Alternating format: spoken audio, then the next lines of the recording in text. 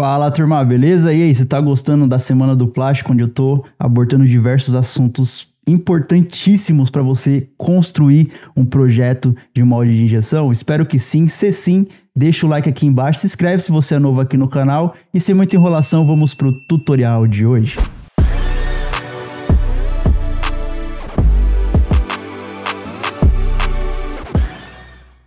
Bom, como você pode ver, hoje nós vamos falar de sistema de refrigeração, que é um ponto muito importante quando a gente fala de molde de injeção termoplástica. O molde de injeção termoplástica, ele necessita de um sistema de refrigeração eficaz para que a gente tenha uma contração ideal e a gente consiga ter um controle dimensional ideal da peça. Ou seja, para que quando a peça contraia, ela fique exatamente com as dimensões que a gente projetou aqui na tela do computador. Então vamos lá. O tipo de refrigeração de furação cruzada, ela é a mais comum quando a gente fala de refrigeração. Sempre que você for fazer a refrigeração de um molde de injeção termoplástica, você sempre considere que ela precisa entrar e sair do molde. Porém, não é só entrar e sair do molde de qualquer jeito, tá? Porque aqui, por exemplo, a gente não tem entrada, saída, saída. Porque o ideal é sempre que a entrada e a saída estejam posicionadas sempre do mesmo lado do molde. E qual lado seria esse? Seria o lado da frente do operador ali da injetora? Seria o lado de trás do molde? Seria por cima do molde? Seria por baixo do molde? Qual o lado certo? O lado certo, já deixando bem claro aqui, não vou nem fazer rodeio, é sempre o lado posterior do molde. É sempre o lado de trás do molde.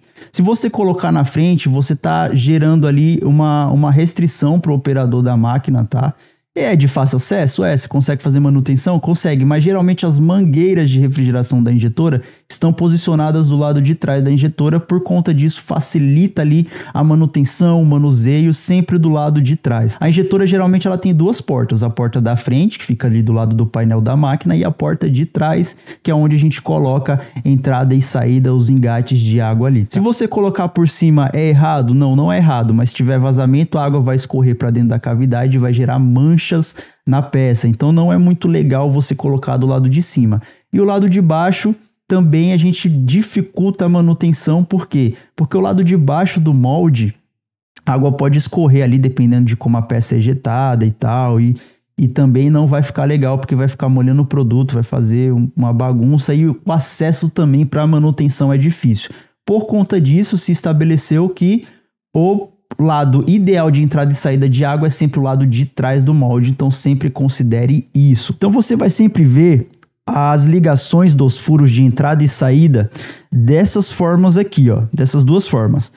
A forma 1 é por mangueira, então a gente vai ter a entrada da água vindo por aqui, ela vai percorrer, vai atravessar aqui o molde, e aí a gente tem um engate aqui, rosca 1/4 gás, que vai fazer a conexão com esse outro furo, que também vai ter um outro engate aqui, a mangueira ligando os dois, e ela vai sair por aqui. Tá certo ou tá errado isso aqui, professor? Tá certo, vai depender muito da estrutura do seu molde, né? Se você tem, por exemplo, pino extrator aqui no meio, algum furo de fixação aqui e tal, tá certo isso aqui. Porém, esse aqui, ele vai ser bem mais funcional em relação a esse. Por quê? Porque aqui, ó, a conexão dos dois furos, ela tá levando água para fora do molde para depois entrar dentro do molde de novo. Aqui nós vamos ter um tombo a mais no CNC para fazer a furação? Vamos. Vai ter um pouquinho mais de trabalho? Vai. Porém, nós temos uma área de contato a mais aqui, ó, por exemplo, com esse produto. A água, ela vem, ela passa por dentro do bloco, tá deixando essa área bem mais refrigerada e ela sai.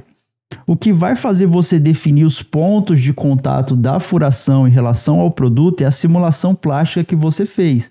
Com a simulação, você consegue saber os pontos de maior calor aqui dentro da cavidade. E se a peça ela não refrigera da forma correta, nós temos, por exemplo, áreas de empenamento, pontos de contração volumétrica maior, vai depender muito da espessura que foi definida para o produto. Aqui a gente não sabe a espessura porque a gente só tem a matriz, a gente não tem o macho. Então, por exemplo, se essa parede aqui ela fosse mais grossa em relação a essas outras aqui, ó, nós teríamos uma área aqui de empenamento, uma área que contrairia mais em relação a essa daqui. Então, ainda assim, essa refrigeração não seria a ideal para esse produto aqui. Porém, o que você tem que levar em consideração, além da entrada e saída da água tem que ser do lado oposto do molde, é que toda a água ela precisa entrar e sair do molde, tá? Ah, professor, só dá para fazer assim, tá errado? Não, não tá, faz. Só que antes faça uma simulação para ver como que a peça ela vai se comportar com esse tipo de refrigeração, tá? Se ficar bacana, se ficar legal, pro que é e para quem é também, tá? Aí você usa esse. Se não, para esse tipo de peça eu ainda faria um furinho aqui para ela poder pegar e refrigerar esse lado aqui por completo. Vamos para o próximo tipo de furação, é a furação por placa de conexão. Não é difícil você ver esse tipo de projeto aqui, porém eu não gosto. Eu não gosto por quê? Porque dá vazamento, dá bastante manutenção, não é só você fazer o rebaixo alojamento da placa, ou se você tiver espaço, você colocar a placa por fora assim, que fica feio pra caramba, né? Você precisa colocar também um anel ORG, porque não adianta você só colocar a placa ou fazer um rebaixo, apertar esse parafuso aqui até sangrar suas mãos, que vai vazar ainda, você precisa colocar um anelzinho ORG, e não é legal, não gosto de fazer esse tipo de refrigeração, porém, cumpre o seu papel, que é de fazer o retorno da água aqui, ela entra e sai, e a gente tem aqui basicamente a ligação cruzada aqui, né? A gente está cruzando os dois furos, porém a gente não está usando nem mangueira e a gente não está usando o furo lateral aqui também. A gente tem um componente a mais aqui para estar acoplando no molde, e isso não é legal de forma alguma, mas está aqui, existe e funciona, tá? Nós temos o circuito em zigue-zague. O circuito em zigue-zague você vai ver muito em moldes vindo de fora. Então, se você pegar molde aí vindo da Alemanha, da China, da Rússia, você vai ver que os caras usam muito esse tipo de furação. Ela é mais chatinha de fazer porque a gente tem que colocar tampões aqui, ó, no meio dos furos de refrigeração. Então, por exemplo, a água aqui, ó, ela vai entrar, ela vai vir. Chegar aqui, ela tem um tampão no meio do furo, ó, que faz o ligamento deles. Então, a água ela vai bater no tampão, vai descer. Chegar aqui tem outro tampão, vai vir outro tampão para ela subir, descer e sair. Isso aqui dá um nó na cabeça lascado, principalmente porque quando você compra um molde de fora, quando você trabalha numa empresa que comprou um molde de fora, você não tem um projeto, você não sabe aqui o circuito, como ele funciona. Então, se você precisar fazer uma manutenção, você vai ter uma puta dor de cabeça, você vai ter que meio que ficar tentando ali adivinhar por onde a água entra e sai, se tem ou não tampão aqui dentro. Isso aqui é um saco, tá? Mas funciona também. Nós temos aqui o circuito para cavidades retangulares. Então lembra que eu falei lá no começo que eu ainda faria um furinho para ela sair aqui, ó? Isso aqui seria a furação ideal para uma cavidade retangular. Então a água ela entra, ó, ela entra aqui, a entrada e saída estão bem coladas uma no outra aqui. Obviamente você tem que respeitar essa distância mínima para que você consiga rosquear aqui o engate da água, tá? Você não pode fazer tão colado, senão você não consegue, por exemplo, vir com a chave ali e fazer o aperto. Ah, professor, mas dá para colocar uma chave Allen no meio delas. Beleza, mas se você colar muito, você não consegue fazer ali o acoplamento, tá? Então você tem que respeitar aqui uma distância ideal. Porém aqui, ó, ela entra coladinha aqui com a saída, a gente tem um furo aqui que faz a ligação das duas, e aí ela vem, sai, né? Então a gente tem um circuito aqui ideal aqui para esse tipo de cavidade retangular. Quando ela é baixa, a gente tem uma cavidade aqui que ela não é tão profunda, então essa configuração aqui, show, mamão com açúcar. Nós temos aqui em níveis, né? Nós temos níveis aqui.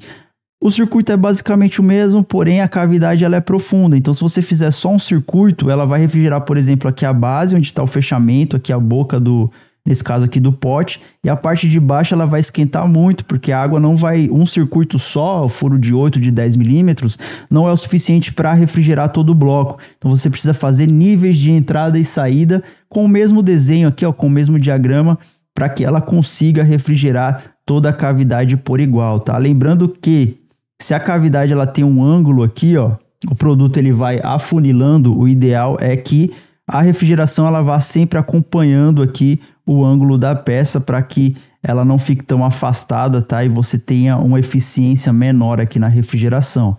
Nós temos o circuito para cavidades circulares, aqui eu acabei não mudando, tá? Retangular, mas é circular. Aqui nós temos dois tipos, tá? Aqui nós temos por ligação de furação cruzada, e aqui nós temos o canalzinho aqui negativo na caneca do copinho aqui, onde a água ela entra, ela circula aqui o copo, passa para o outro, circula e sai. Nesse caso aqui, professor, não está errado, porque ele está entrando de um lado e saindo do outro. Não, porque aí você pode, por exemplo, fazer uma ligação por mangueira aqui, fazendo ele retornar para o mesmo lado aqui do ponto de entrada. Isso aqui é apenas uma imagem ilustrativa, tá? Nós temos que ter anéis aqui de vedação, anéis ORG, tanto na parte de cima quanto na parte de baixo, para fazer a vedação e essa água ela não acabe escapando, entrando dentro da cavidade e tendo manchas na peça. Então é muito importante você usinar isso aqui com uma precisão certa, tá? Para você não ter esse tipo de dor de cabeça. Porém, não significa que isso aqui tá errado, ó. Muitas vezes, sei lá, você só tem uma frezinha convencional, você tem que fazer, não dá pra você fazer esse tipo de circuito aqui. Você vai ter mais dor de cabeça, porque você vai ter que dar vários tombos na peça pra fazer o furo em ângulo. Eu basicamente não gosto, mas funciona. Tá errado? Não tá errado. Funciona, certo? Eu não faria, mas tá aqui e serve de exemplo aí para você, beleza? O mais ideal para esse tipo de copinho, de molde de tampa, seria esse tipo de refrigeração, que vai ser o que você mais vai ver na sua vida. Nós temos esse outro aqui que é para prato. Eu fiz bastante molde de prato na minha vida, e quando nós temos uma cavidade aqui, que ela é um diâmetro muito grande, e ela é baixo, teoricamente baixo, você vai ver ali 5, 10, 15 milímetros de altura, nós temos aqui a entrada em circuito. Então ela vai entrar por um furo lateral, ela vai subir para o centro da peça, então o centro de atuação dela vai ser esse, ela vem vindo aqui, ó, fazendo um aspiral até sair da peça. Isso aqui é muito funcional, sensacional esse tipo aqui de refrigeração. Novamente, quando você for fazer um molde de prato, quando você for fazer um molde que ele tem um diâmetro muito grande, ele tem uma altura baixinha. Isso aqui vai funcionar. Quando isso aqui não vai funcionar? Quando, por exemplo, você tem um diâmetro muito grande, por exemplo, um balde, e aí ele tem uma altura muito grande aqui em Z também. Para esse tipo aqui, a refrigeração aqui em circuito aqui não funciona, tá? E aí a gente vai precisar, por exemplo, desse tipo aqui, ó, de canal helicoidal. Então o que vai acontecer? Ele vai entrar pelo centro também, assim como esse aqui, ó, entra pelo centro, faz todo o percurso aqui do circuito e sai. Esse aqui também ele vai entrar pelo centro, porém ele vai descer aqui, ó, em aspiral esse copo, que é um postiço interno a um macho aqui, e aí ele vai sair, beleza? E aí você pode ter o retorno também aqui para o outro lado, vai depender muito da estrutura do molde, etc, etc. O próximo é o circuito usinado no macho. Esse aqui não é tão legal, porém a gente precisa sempre refrigerar o macho, refrigerar a matriz da forma correta. Se você não tiver um circuito de refrigeração ideal, o que acontece? A peça ela pode contrair mais do que deveria, novamente você não vai ter um controle dimensional. Por outro lado, o oposto também é ruim. Se você tem um circuito muito subdimensionado, né, além do que deveria ter, o plástico ele vai congelar antes do tempo, ele vai endurecer antes do tempo e a gente não consegue preencher a cavidade por completo. O que acontece se você faz esse tipo de refrigeração aqui, ó? Você precisa tampar. E para tampar você vai usar ali latão, vai usar cobre, vai usar alumínio, sei lá que material você vai usar. E sempre, absolutamente sempre, quando você usa materiais com um coeficiente ali de resfriamento, de troca térmica maior que outros, você vai conseguir marcar a peça. Por mais, professor, mas eu vou entrar com polimento aqui depois, vai polir tudo, vai ficar igual. Não vai. Vai sempre marcar a peça, principalmente se você estiver usando um polímero ali translúcido, transparente, vai ficar aquela marquinha ali, ela sempre vai ficar menos opaco ou mais brilhante do que o restante do polímero que está em contato aqui com o macho. Então, dependendo da peça, dependendo do uso da peça, do material que você vai usar, não é legal porque vai marcar, e se for peça de acabamento não puder ter esse tipo de marca, aí você vai ter que pensar numa outra solução para isso aqui. Nós temos o circuito inclinado, a peça ela vai entrar, vai subir aqui, porque a gente precisa refrigerar o macho.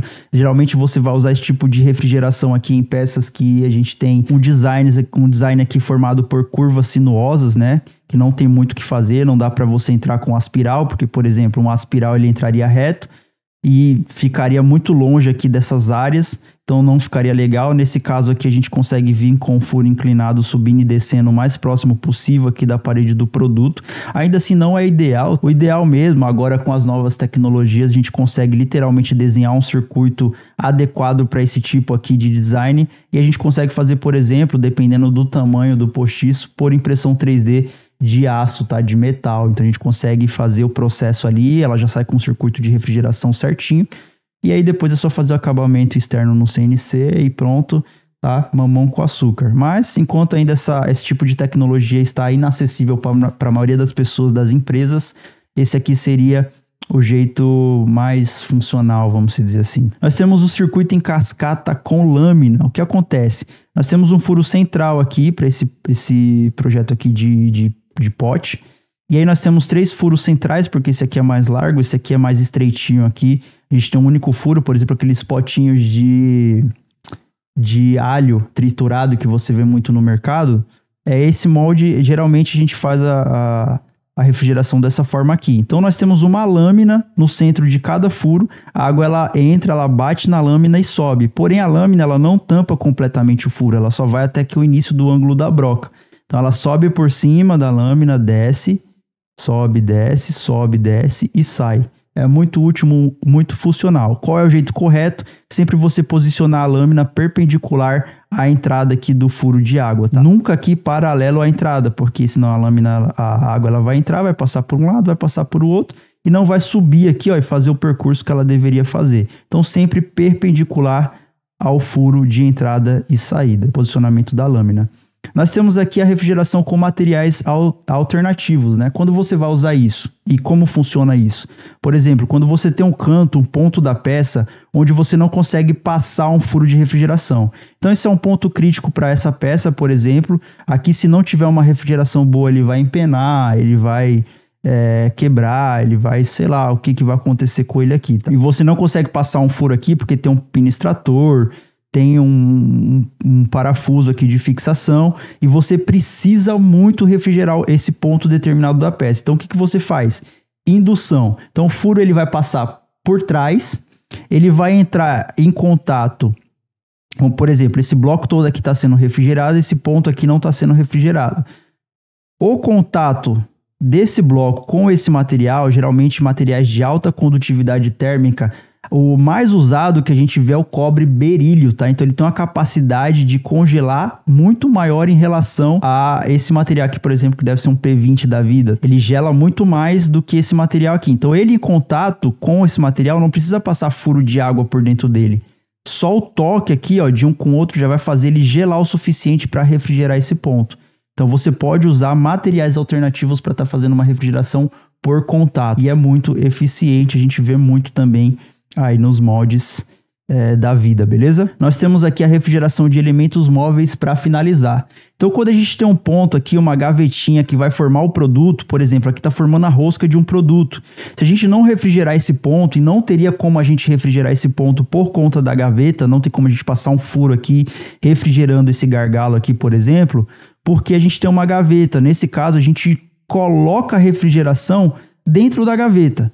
Porque se a gente não colocar, o que a gente vai ter aqui? Uma contração inadequada, gerando um abaulamento aqui desse ponto aqui. E a tampa, por exemplo, iria pular, porque a gente não tem um diâmetro perfeito, a gente não tem um controle dimensional perfeito. Nesse caso, a gente coloca a entrada e saída da água por dentro aqui da gavetinha, a gente consegue controlar a refrigeração dessa área aqui e resolve o problema. Então esses aqui foram os principais tipos de refrigeração que eu lembrei de colocar aqui para apresentar para vocês. Existem diversos outros tipos de refrigeração.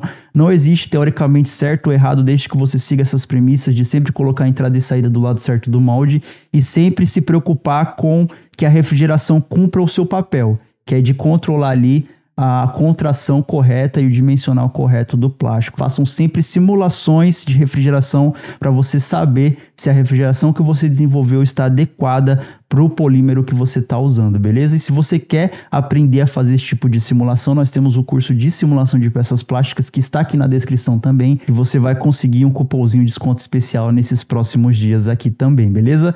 Nos vemos na próxima aula aqui no canal. Segue a gente nas nossas redes sociais que vai estar aparecendo aqui na tela final. Valeu, tamo junto, forte abraço. Tchau, tchau.